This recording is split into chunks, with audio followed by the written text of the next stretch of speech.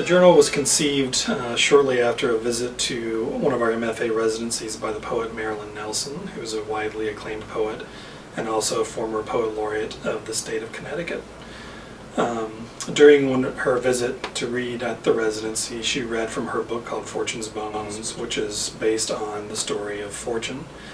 The Mattituck Museum actually had commissioned her to write some poems, which turned into this book. And I think we're actually part of the exhibit that they built around Fortune as well. Fortune was a man who lived in Waterbury, Connecticut, and he was purchased as a slave by a doctor in Waterbury.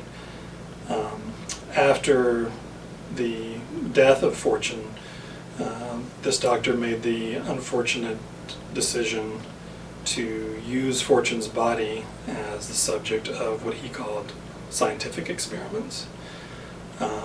This all done while Fortune's wife was still living in the same house where Fortune had lived.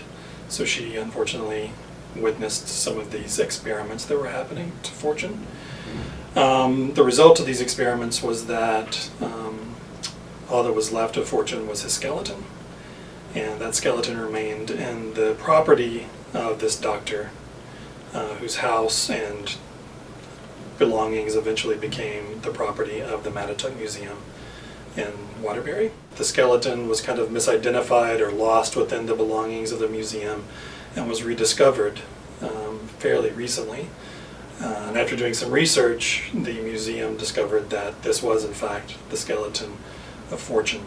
And they decided that they wanted to do some exhibits and some publications about Fortune and his inclusion in the collection of the museum.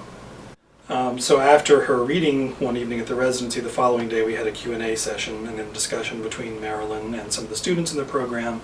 Marilyn kind of made an offhand comment about writing about rediscovered objects or objects that had been thought lost or disappeared would be a really good idea for a journal, and I agreed with her. I thought that was a very good idea, and when I had some discussions with students in the program shortly after that meeting, and they decided that they were interested in pursuing a journal that followed the lines of writing about rediscovered objects. So that was the idea behind Poor Yorick.